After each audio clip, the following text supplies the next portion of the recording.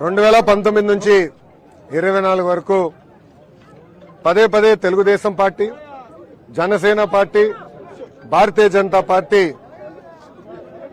ఆనాటి ప్రభుత్వం పైన, ప్రత్యేకంగా టీటీడీ వ్యవహారాలపైన చాలా స్పష్టమైన ఆరోపణలు చేస్తాం జరిగింది. ప్రధానమైన ఆరోపణ భక్తుల్ని ఏకంగా దేవుడికి దూరం చేశారు. ఏ ప్రభుత్వం చేయని విధంగా అన్ని ఛార్జీలు విపరీతంగా పెంచారు. సామాన్యులు వెళ్లి భక్తుల దగ్గర దర్శనం చేసుకునే పరిస్థితి లేకుండా చేసింది ఆనాటి వైకాపా ప్రభుత్వం. అంతేకాదు ప్రజలందరూ సోషల్ మీడియాలో కానివ్వండి, మీడియా మిత్రుల ముందర కానివ్వండి, ఆనాడు చాలా స్పష్టంగా చెప్పారు, అన్నదానంలో నాణ్యత లేదు, తిరుమల లడ్డూలో నాణ్యత లేదు, లడ్డూ సైజు కూడా పడిపోయింది అని చాలా స్పష్టంగా ప్రజలు, భక్తులు ఆనాడు మాకు చెప్తాం జరిగింది. నేను పాదయాత్ర చేస్తున్నప్పుడు చంద్రగిరి నియోజకవర్గంలో ఏడుకొండల వైపు చూసి ఆనాటి ముఖ్యమంత్రి జగన్మోహన్ రెడ్డి గారు చెప్పా, ఏడుకొండల జోలికి వెళ్లొద్దు, మీరు సర్వనాశనం అవుతారని. కానీ వినలేదు. అక్కడ కూడా ఎప్పుడు లేని విధంగా అవినీతి చేశారు. దాంట్లో భాగంగా కల్తీ నెయ్యి వాడటం జరిగింది.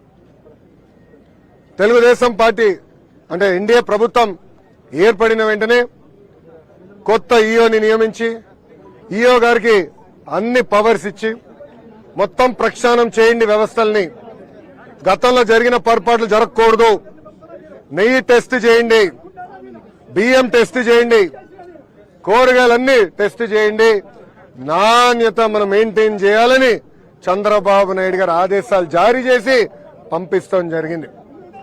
దాంట్లో భాగంగా ఈఓ గారు నెయ్యిని ప్రత్యేకంగా ఎన్డీటీవీ ల్యాబ్కి పంపిస్తే దాంట్లో చాలా స్పష్టంగా ఈరోజు మేము ఆధారాలు బయట పెట్టాం. చాలా స్పష్టంగా పంది మాంసం ఉందని, అదేవిధంగా బీఫ్ ఫ్యాట్ ఉందని, ఫిష్ ఆయిల్ అంటే చేప ఉందని చాలా స్పష్టంగా రిపోర్ట్లో వచ్చింది. చంద్రబాబు నాయుడు గారు ఏమైనా మాట చెప్తే ఆధారాలతో చెప్తారు. అందుకే నేను చెప్పారు, ఈ రోజు ఆధారాలు మేము బయట పెట్టాం. ఇంకా నేను చాలా బాధేస్తుంది. గతంలో ఎంతో మంది ముఖ్యమంత్రులు చూసాం, ఎన్నో ప్రభుత్వాలు మేము చూసాం, కానీ గత ప్రభుత్వం లాంటి ప్రభుత్వం ఏనాడు చూడలేదు. జగన్మోహన్ రెడ్డి గారు లాంటి ముఖ్యమంత్రిని ఏనాడు మనం చూడలేదు. ముఖ్యంగా వెంకటేశ్వర స్వామి జోలికి వెళ్లారు, నాణ్యత లేకుండా చేశారు, దేవుడిని భక్తులకి దూరంగా చేశారు. ఒక మాట చెప్పాలంటే టీటీడీ కేవలం ఆనాటి ధనవంతులకి, ఇంకో పక్కన వాళ్ళ మిత్రులకి, శ్రేయోభిలాషుల కోసమే మెయింటైన్ చేశారు తప్ప సామాన్యులకి దూరం చేశారు. అందుకే సంస్కరణలు తీసుకొచ్చాం, పవిత్రం మేము కాపాడుతాం, దాంట్లో ఎలాంటి సందేహం లేదు. సంస్కరణలు తీసుకొస్తాం, మళ్ళీ పూర్వ వైభవం తీసుకొచ్చే బాధ్యత ఎన్డీఏ ప్రభుత్వం తీసుకుంటుందని ప్రజలందరూ తెలుపుకుంటూ నిజంగానే చాలా చాలా బాధేస్తుంది. నిన్న చంద్రబాబు నాయుడు గారు చెప్పినప్పుడు అక్కడున్న శాసనసభ్యులు మేమందరం షాక్కి కూడా గురయ్యాం. అదైన తర్వాత రాత్రి మేము అందరం కూడా మాట్లాడుకుంటాం జరిగింది. ఈ రోజు ఆధారాలు బయట పెడతాం కూడా జరిగింది. మా అందరిపైన బాధ్యత ఉంది.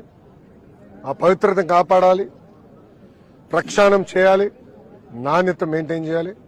ఆల్రెడీ ప్రజలందరూ తెలుసు, భక్తులందరూ తెలుసు, కొత్త ఈఓ గారు వచ్చిన తర్వాత నాణ్యత చాలా పెరిగింది.